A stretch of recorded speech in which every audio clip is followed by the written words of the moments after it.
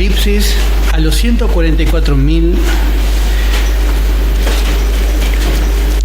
que dijimos que es la tercera y última fila de la iglesia. Encontramos luego algunos que van a ser arrebatados en la segunda mitad de los 7 años, o sea, en la gran tribulación.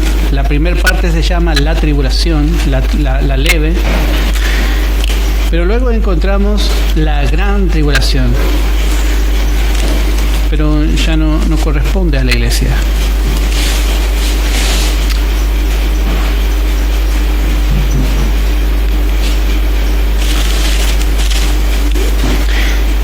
Y habíamos visto capítulo 14 de Apocalipsis,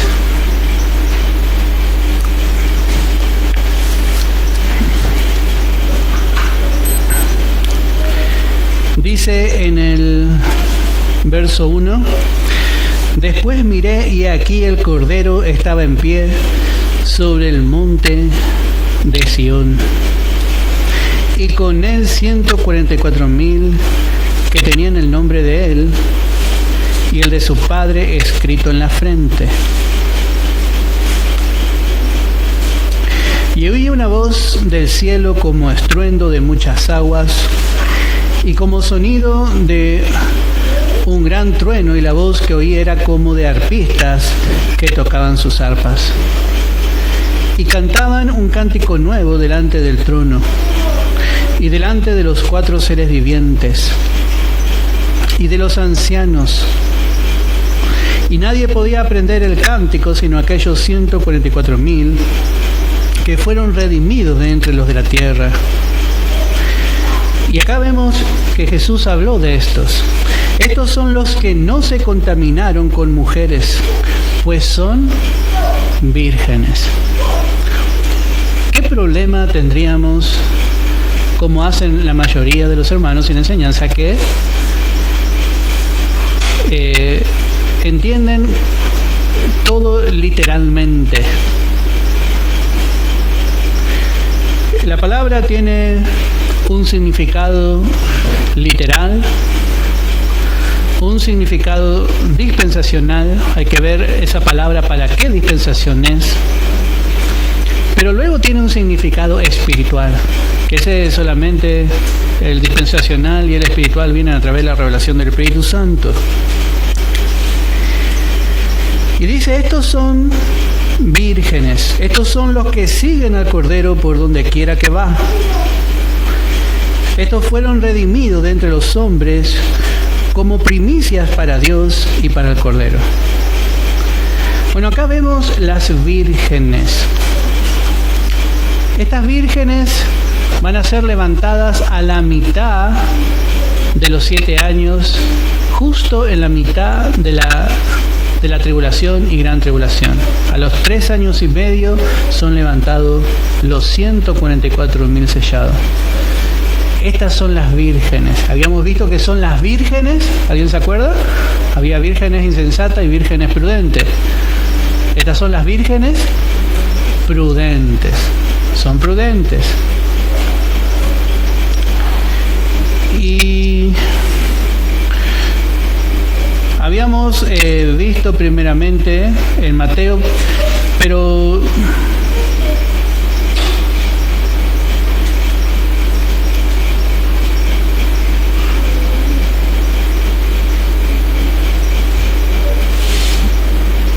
vamos a ver también en Lucas capítulo 12, en el verso 38. Lucas capítulo 12. En Mateo habíamos visto que el esposo vino a la medianoche.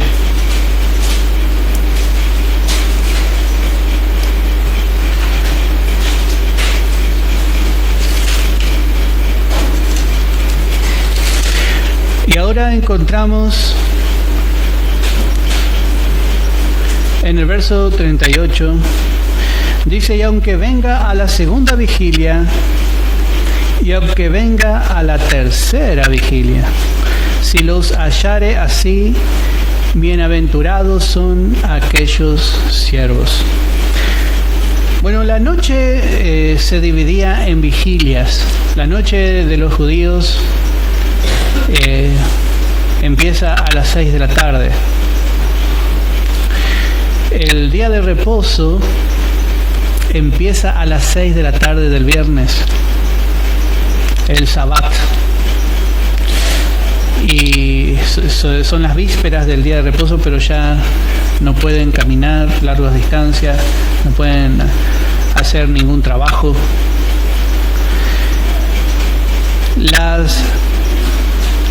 Las vigilias, la noche empezaba a las 6 de la tarde. Vamos a hacer una comparación.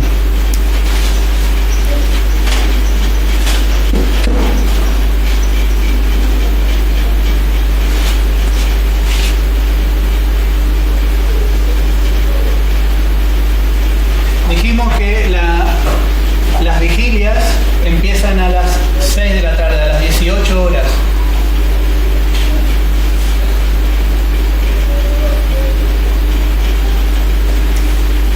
Hasta las 18 horas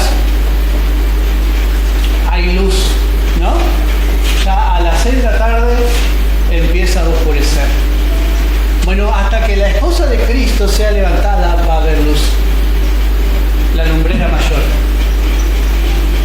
La esposa va a alumbrar hasta que sea levantada. Y una vez que la esposa sea levantada, va a empezar una noche en el mundo, una noche espiritual. Las tinieblas van a empezar a gobernar sobre la tierra. Por eso encontramos que a las 18 horas va a ser levantada la esposa. La esposa sale al comienzo de la noche, antes de que comience la esposa.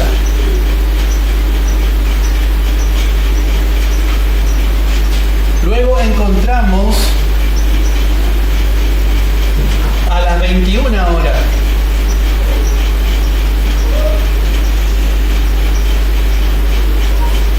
encontramos la otra parte de la vigilia. Encontramos luego las 0 horas, la medianoche. Y luego encontramos la cuarta vigilia, que es a las 3 de la mañana. 3 AM, podemos decir, antes del mediodía.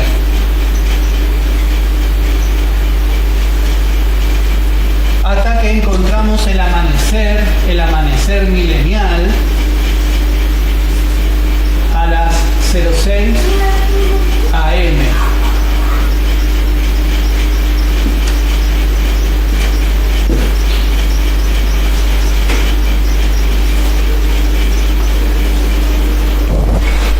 El Señor Jesús estaba por medio de las vigilias ilustrando los diferentes momentos en que Él iba a venir a buscar a su esposa, a la gran multitud, a los 144,000 y a aquellos que están cantando el cántico de Moisés,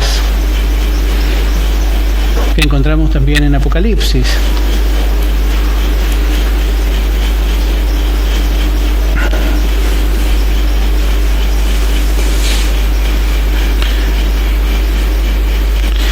Y habíamos visto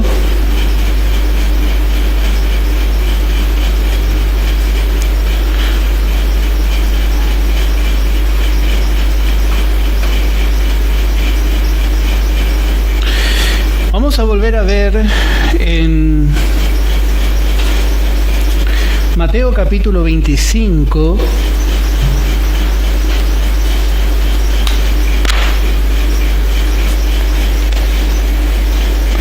en el verso 6.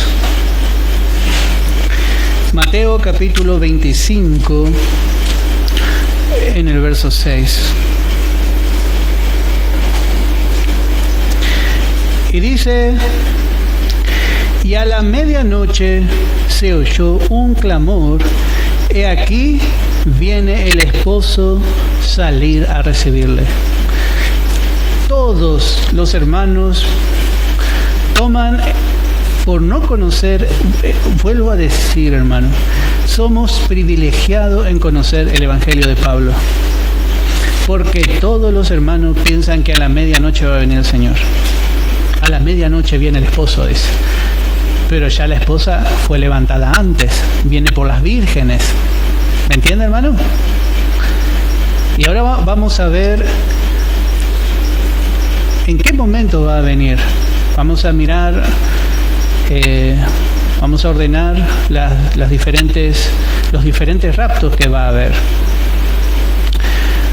¿Cuándo, en qué horario viene por las vírgenes prudentes el esposo? ¿En qué horario viene? A las 0 horas, a la medianoche. ¿Estamos de acuerdo, hermano? A las 0. Bueno, vamos a ver ahora. Entonces quiere decir, conforme a lo que leímos en Apocalipsis, estos son los 144.000. Y podemos separar y poner esta es la primer vigilia. Esta es la segunda vigilia. Esta es la tercera vigilia.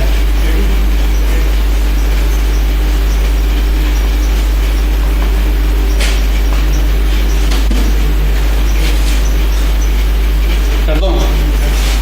Esta es la segunda. Esta es la tercera y esta es la cuarta. Bueno.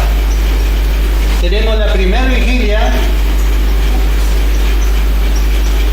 que empieza, que ya sale la esposa. Note que la noche se dividía. La noche se dividía en 4 vigilias. Por lo general, en cada vigilia había un hombre que llamaba, que pasaba por la ciudad y avisaba que era la hora. Es la primera vigilia, es la segunda vigilia. Y bueno, y se despertaban los que tenían necesidad de levantarse, ¿no? Por eso es que ellos habían adoptado este sistema, para saber en qué horario tenían que levantarse para trabajar, para hacer sus quehaceres en aquellos tiempos. Este es el sistema gentil, que tiene 4 partes. El sistema judío en realidad tenía 5 vigilias. Pero como estamos bajo el tiempo de los gentiles, Jesús no utiliza la forma judía, porque en el tiempo judío no aparece la medianoche. En el tiempo judío no aparece la medianoche. O sea que Jesús utiliza el sistema gentil, conforme al tiempo de los gentiles que vivimos. A medianoche se oyó un clamor. Note que acá se ve bien, hermano. Salen las vírgenes prudentes. Pero antes de que salgan las vírgenes prudentes, tienen que salir, como dijimos, la multitud innumerable. Acá está la segunda fila.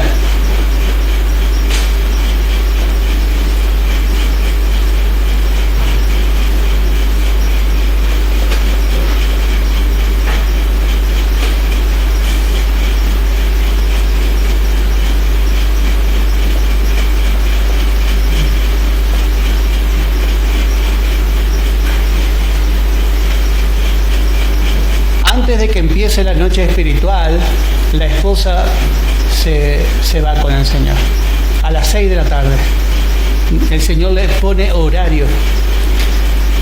Pero, como dice, habíamos leído Apocalipsis capítulo 13 en el verso 10, por cuanto has guardado la palabra de mi paciencia, yo también te guardaré de la hora de la prueba. Esta hora de la prueba es la noche que viene sobre el mundo. Esta noche de juicio. El día del Señor o el día de Jehová se llama. Termina la gracia, el día del hombre, y empieza el día de ajustar cuenta con el hombre y con su pueblo Israel. La esposa sale antes para dar comienzo a la noche. Muchos hermanos van a estar dormidos y van a seguir hasta acá, hasta la mitad de los primeros 3 años y medio. Ahí sale toda la multitud innumerable. Todos los santos que fueron convertidos en esta dispensación de la gracia, máximo van a llegar hasta acá. O sea, van a quedar aproximadamente 1 año y 9 meses, conforme a su crecimiento. Porque aquí en este tiempo va a haber también algunos acontecimientos, va a seguir saliendo cada uno en su orden. Hasta llegar a la medianoche, donde salen los 144.000. A la medianoche. Hasta llegar, vamos a ver también la cuarta vigilia.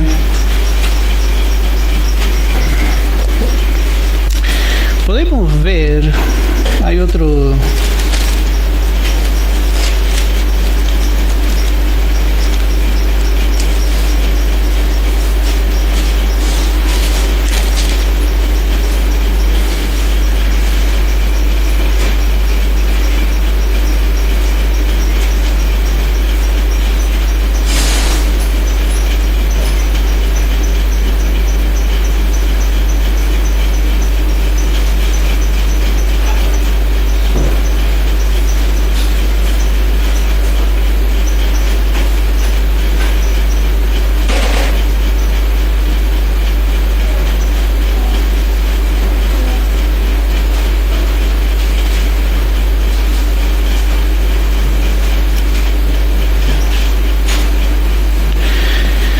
En Mateo capítulo 14, esto de la vigilia es muy hermoso para los que estudian la palabra, porque podemos ordenar algunos acontecimientos importantes.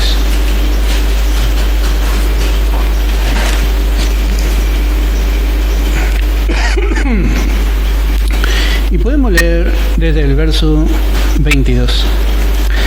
Y dice, enseguida Jesús hizo a sus discípulos entrar en la barca e ir delante de él a la otra ribera, entre tanto que él despedía a la multitud.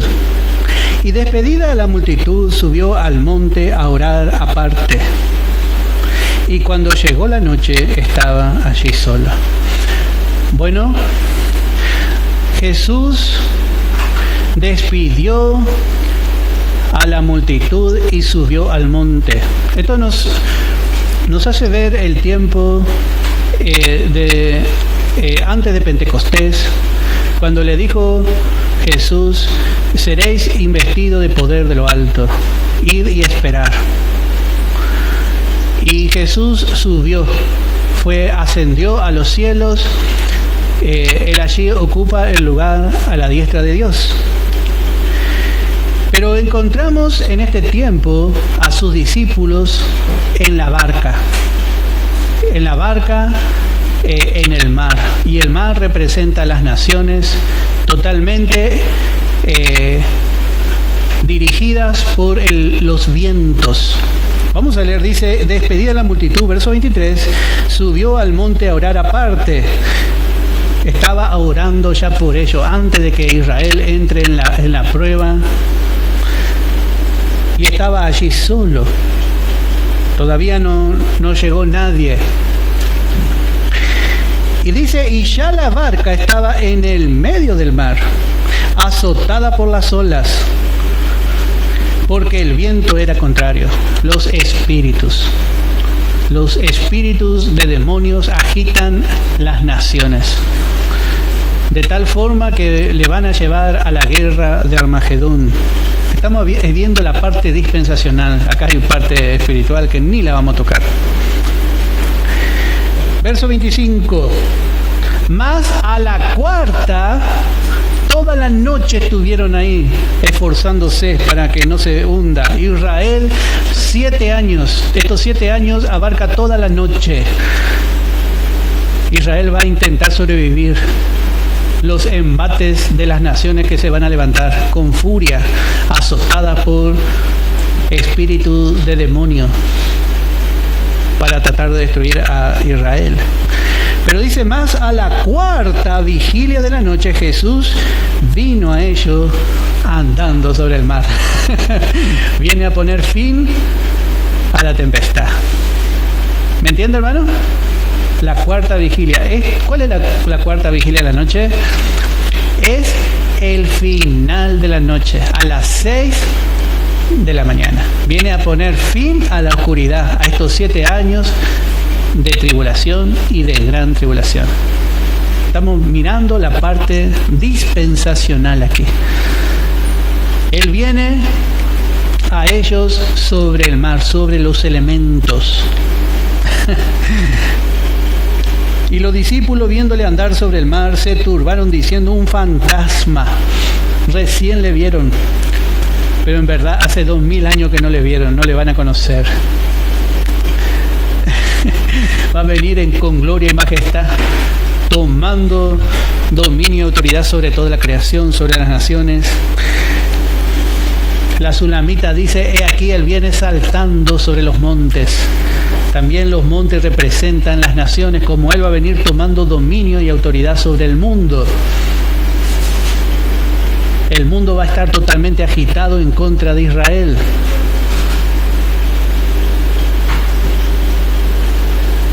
La barca estaba en medio del mar, azotada por las olas. Así va a estar Israel, totalmente rodeado por los enemigos. Parece que se va a hundir. Pero a la cuarta vigilia de la noche, Jesús vino a ellos andando sobre el mar.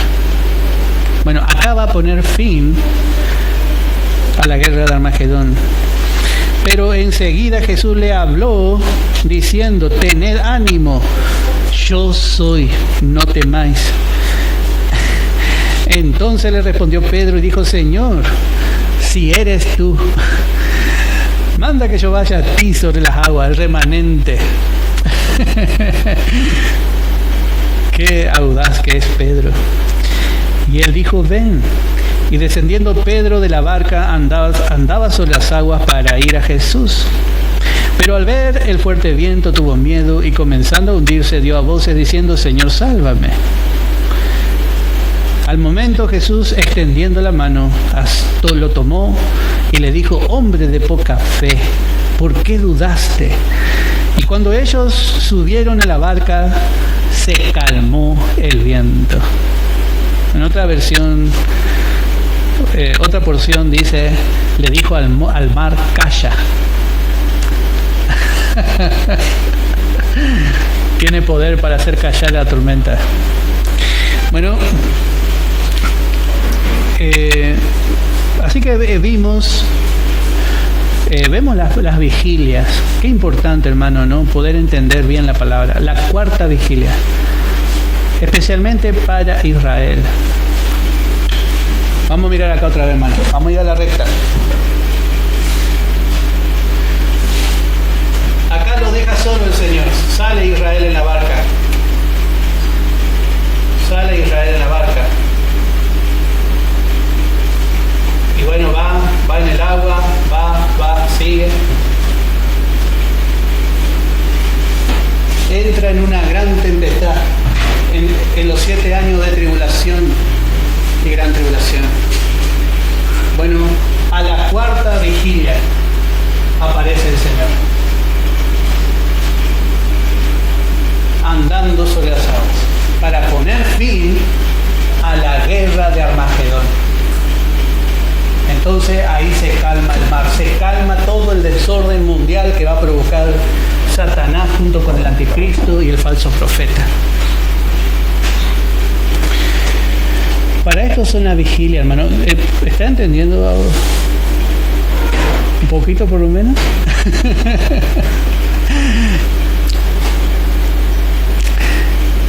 Tenemos mucha riqueza.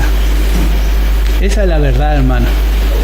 ¿Cuántas cosas tendríamos que estudiar? Y me alegra mucho, hermano, poder estudiar con ustedes la palabra. Es un privilegio, hermano. Para mí es un repaso muy hermoso. Con la vigilia entendemos bien. Note que podemos decir, la noche viene. La noche viene. Y aquí la noche viene. Por un lado estamos en una noche espiritual, pero viene una noche aún peor. Y esa noche va a durar 7 años. 7 años de tribulación y gran tribulación. Durante esos 7 años, como dijimos, va a haber una primera, una segunda, una tercera fila. Pero también vamos a ver en Apocalipsis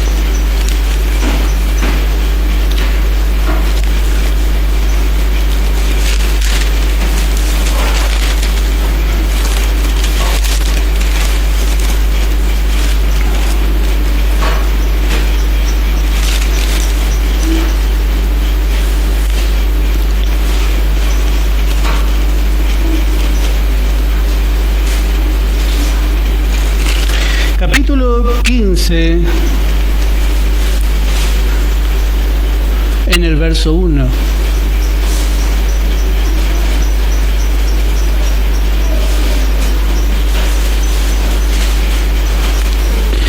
Apocalipsis capítulo 15 en el verso 1.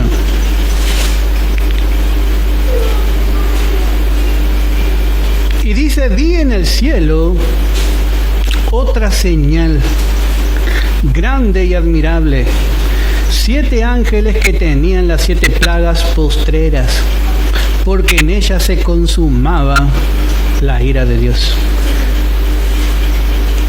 Dios tiene su ira contenida en copas. Y una vez que se derramen toda esta ira, se termina la ira. Dios no es de larga ira, Él es de larga paciencia y de grande misericordia. Pero su ira va a tener límites, se va a consumar, o sea, se va a terminar de consumir su ira. Tiene un punto límite. Y dice el verso 2, vi también como un mar de vidrio mezclado con fuego, y a los que habían alcanzado la victoria sobre la bestia y su imagen, y su marca y el número de su nombre, en pie sobre el mar de vidrio, con las arpas de Dios. Bueno, estos van a ser levantados también al cielo. Muchos hermanos dicen que esta es una cuarta fila de la iglesia. Pero encontramos en el verso 3, dice, y cantan el cántico de Moisés, siervo de Dios, y el cántico del Cordero, diciendo, grandes y maravillosas son tus obras. Estos son una parte de Israel. Y vemos que estos son levantados luego de que la marca de la bestia sea instalada, se establezca en la tierra.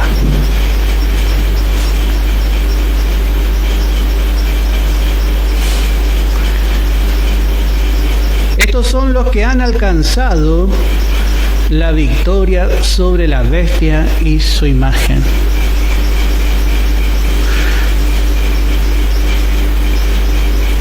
Hasta los 144.000 vemos que son sellados. todos aquellos que son sellados con el Espíritu Santo. ¿Cuándo el creyente es sellado? Al recibir a Cristo. Y note que Dios hace la última marca. Dios marca a los últimos 144.000 de la iglesia. Estos ya no son sellados, pero van a ir a los cielos. Todo hijo de Dios tiene el sello del Espíritu Santo. No debemos confundir con la llenura con el Espíritu Santo. Eso es otra cosa.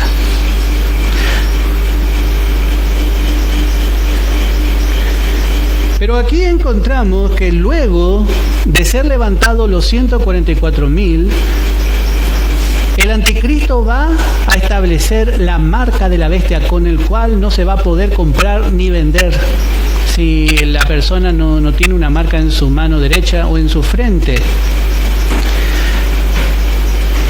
Entonces va a haber hermanos que van a morir por eso. Va a haber una gran persecución. Va a haber santos que van a participar de eso, pero ya no son de la iglesia. La iglesia no va a participar, hermanos, yo quiero dejar bien en claro esto, la iglesia no va a participar de la marca de la bestia. Cuando ocurra la marca de la bestia, ningún santo va a estar acá en la tierra. Eso va a ser parte de lo que le va a tocar a Israel. Y nosotros tenemos que saber, porque a veces hablamos y decimos, no, mira cuando venga la marca de la bestia, nosotros no vamos a estar. Solo le va a tocar, en este caso, estas van a ser las vírgenes. ¿Quiénes van a ser estos? Las vírgenes insensatas, porque las prudentes ya se las llevó el esposo. Estas son las insensatas.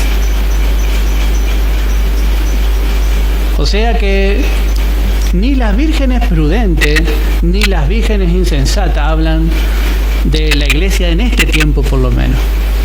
Las primeras hablan de aquellos que van a formar parte de la iglesia, pero son convertidos durante los primeros 3 años y medio de la tribulación. Y usted lo que tiene que hacer es volver a escuchar estos audios y familiarizarse con esta doctrina. Porque una vez que usted entienda, hermano, todo esto, lo que va a ocurrir es que todo va a ir cayendo en su lugar. Y sobre esa base el Espíritu Santo le va a ir dando más comprensión. Estamos viendo lo fundamental en cuanto a la venida del Señor. Para que nosotros tengamos una base sobre la cual apoyarnos. Porque luego van a venir cosas muy profundas. Estamos hibanando, pero estamos hibanando de una forma firme. Bueno, vi como un mar de vidrio mezclado con fuego, y a los que habían alcanzado la victoria sobre la bestia y su imagen y su marca y el número de su nombre en pie sobre el mar de vidrio, con las arpas de Dios. Hace no mucho tiempo partió con el Señor un hermano que en Paraguay era muy conocido, un hermano que tocaba el arpa. Y un hermano mencionó este versículo, dice, debe estar tocando el arpa allá en el cielo con el Señor. Ahora debe estar tocando allá el arpa, dice, y puso este versículo. Bueno, la ignorancia, hermano.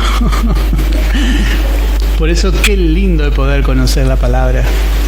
Note que nada que ver. Esto está hablando de las vírgenes insensatas. Está hablando del tiempo después del anticristo. No puede ser nunca.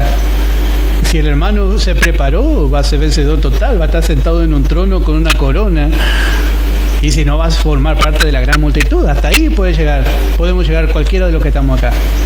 Pero no vamos a ser ni parte de los 144.000, ni mucho menos parte de los que cantan el cántico del Moisés parados en el mar de cristal. Muchos cánticos que cantamos, a veces escucho las recompensas, dice, el Señor nos va a dar una piedrecita blanca. No es parte de lo que nosotros esperamos. Hay muchas cosas que por falta de doctrina cantamos. Muchos de los hermanos que hicieron nuestros himnos y nuestras alabanzas no conocían doctrina. Entonces, nosotros al entender la palabra, corregimos alguna de esas doctrinas porque no queremos alabar sin entendimiento. Vamos a alabar en espíritu y en verdad. Y la verdad, a medida que la vamos conociendo, nos va corrigiendo del error que cantamos. Decimos muchas cosas, pero gracias a Dios por la sana doctrina. Es muy importante la sana enseñanza, porque el creyente pasa a un grado de preparación. El creyente, primeramente, para poder ser la esposa de Cristo, tiene que conocer, por medio del conocimiento de la palabra, tiene la oportunidad de crecer. El conocimiento no es crecimiento, pero viene a través del conocimiento, el crecimiento. Entonces, tenemos que tomar un tiempo para conocer la Escritura, porque se nos va a hacer más fácil andar con el Señor. Y va a salir la confusión, va a salir mucho de lo que nosotros no entendemos. Y note lo que cantan. Vamos a ver lo que cantan para poder entender. Y cantan el cántico de Moisés, siervo de Dios, y el cántico del Cordero, diciendo: grandes y maravillosas son tus obras, Señor Dios Todopoderoso. Justo y verdadero son tu camino, Rey de los santos. Este bien de Israel. Porque note que para la iglesia es Señor, pero ahora está hablando de otra clase de santos, de otra clase de redimidos, de otro grupo en el cual Él es el Rey de los santos. Y note la manera de alabar. ¿Quién no te temerá, oh Señor, y glorificará tu nombre?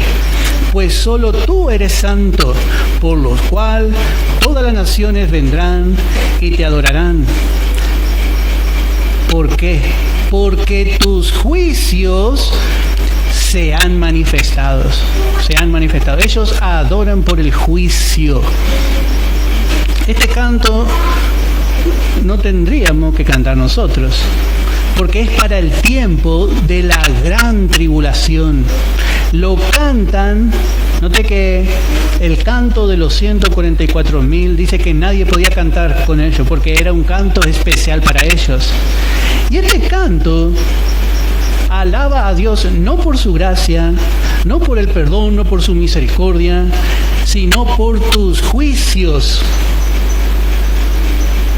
Ellos, hermano, habrán verdaderamente pasado tantas cosas acá en la tierra. Entonces alaban por sus juicios ejecutados hacia el mundo, porque tus juicios se han manifestado.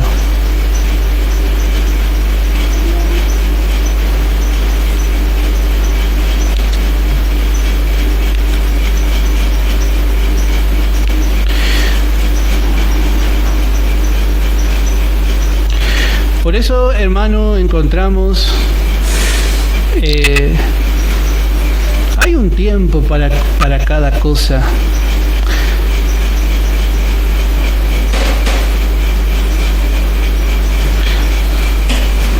Para poder trazar correctamente la palabra,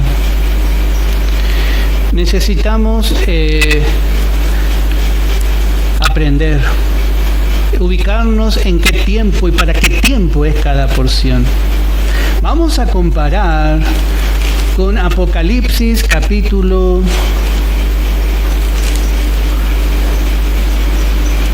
14 en el verso 6.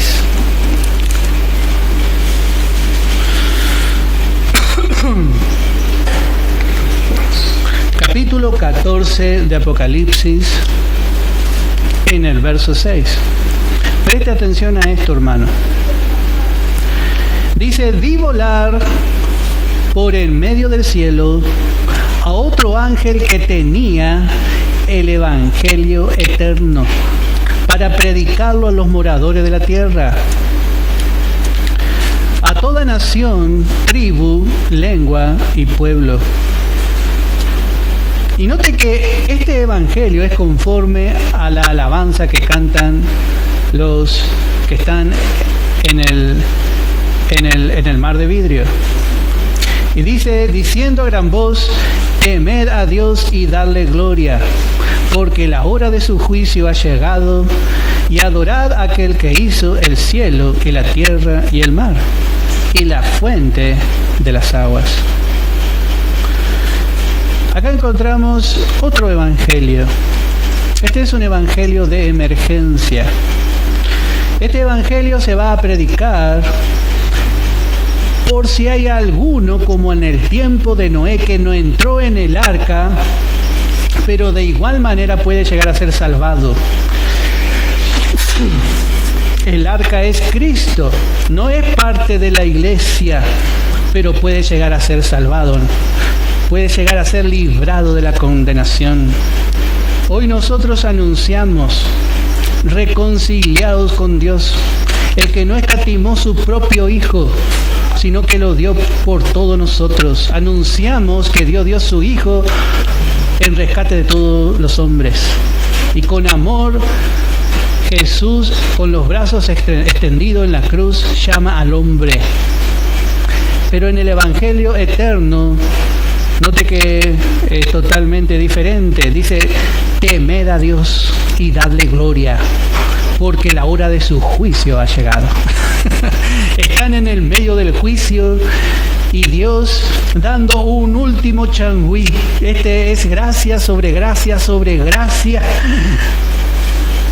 Adorad, dice aquel que hizo, porque el hombre va a estar totalmente con el cuello duro de cerviz, totalmente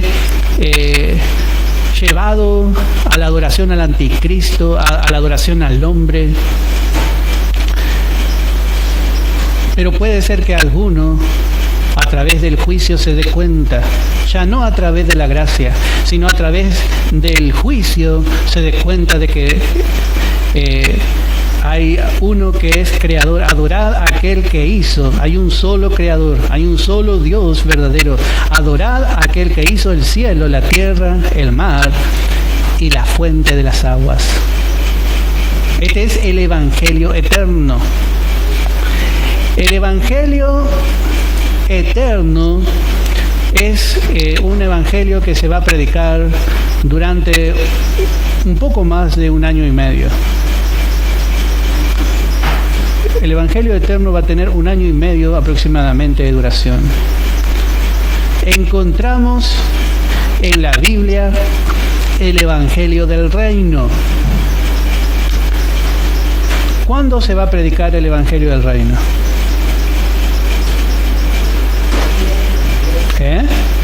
En el milenio. Bueno, vamos a mirar acá. Cristo vino a lo suyo. Y Cristo predicó, el Señor Jesús predicó el evangelio del reino. Pero el reino no salió porque Israel rechazó a su rey. Entonces no pudo salir el reino.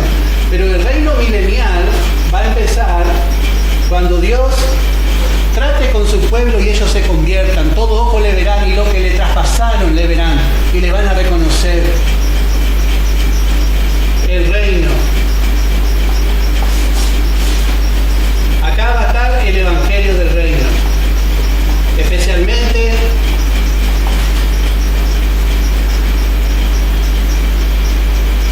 el que encontramos en Mateo.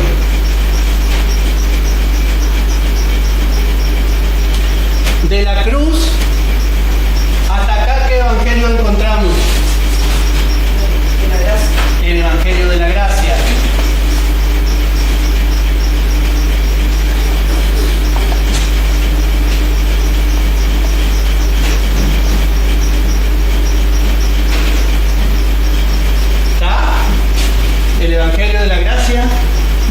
evangelio del reino.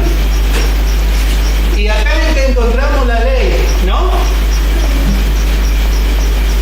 El problema es que los hermanos predican en este tiempo de la gracia, predican la ley, predican el evangelio del reino, y si le dejamos y nos descuidamos, van a predicar el evangelio eterno. ¿Me entiende, hermano? Note que dice en el capítulo 14, vamos a volver a leer, verso 1, dice: después miré y aquí el Cordero estaba en pie sobre el monte de Sión, y con él 144,000 que tenían el nombre de él y de su padre escrito en la frente. Y note que Satanás es un imitador y sella también a aquellos que van a ser condenados. Por eso implanta, es un imitador. Pero en ese momento que es levantada esa fila, dice: vi volar por el medio del cielo otro ángel que tenía el evangelio eterno.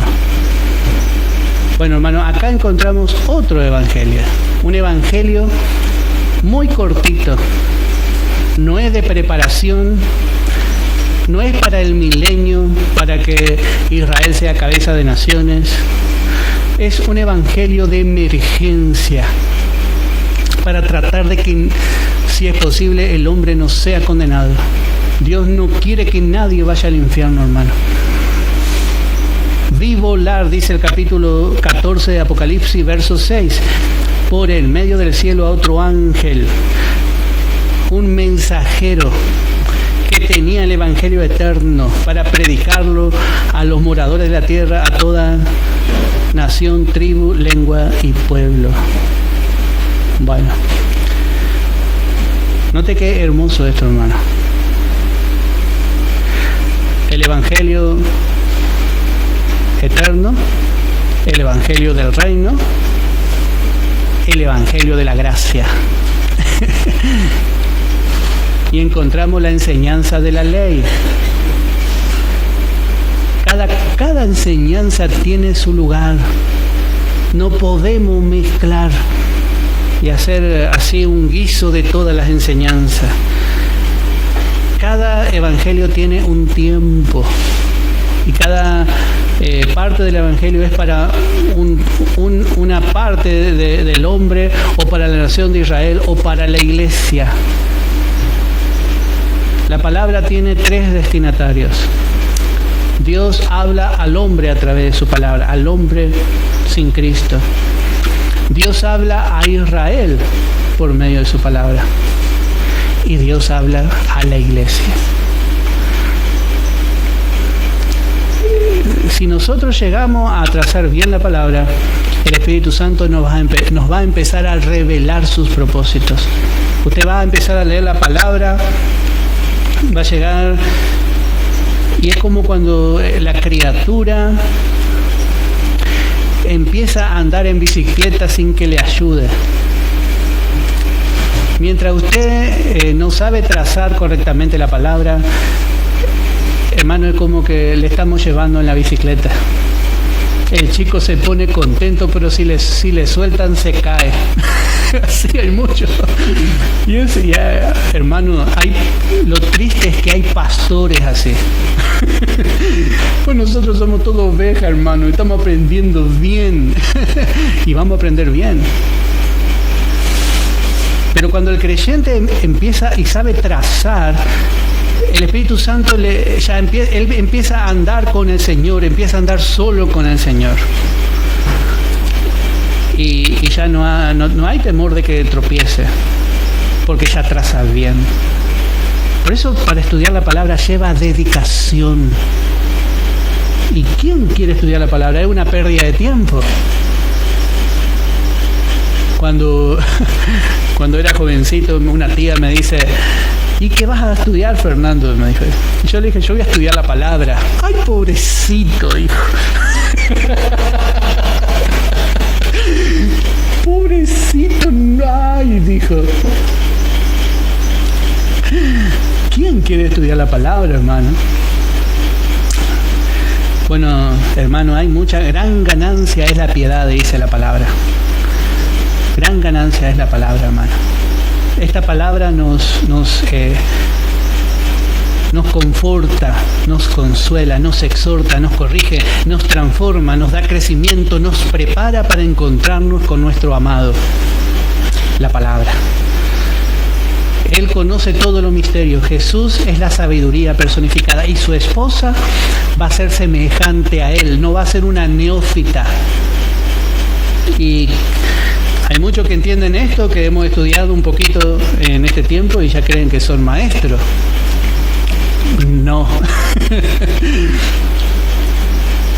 Hay mucho más, hermano. Pero esto es para que nosotros podamos aprender bien la palabra nada más. Y por ahí nosotros pensábamos que la palabra era de determinada manera, pero yo estoy seguro que en estos días de estudio usted se ha dado cuenta que la palabra es muy profunda y hay más. Y a mí me pone contento, hermano, que haya más. Yo quiero más. Es inagotable la palabra, hermano. Por eso vamos a seguir estudiando con la ayuda del Señor. Vamos a seguir haciendo estos días de estudios para alcanzar más. Yo quiero seguir estudiando Cantar de los Cantares y algunas cartas más acá, en este tiempo que tenemos. Ya sobre esta pequeña base que vimos. Es una pequeña base, hermano. Pero muy frecuentemente cuando estemos estudiando vamos a recurrir a estas rectas para decir, bueno, estamos acá.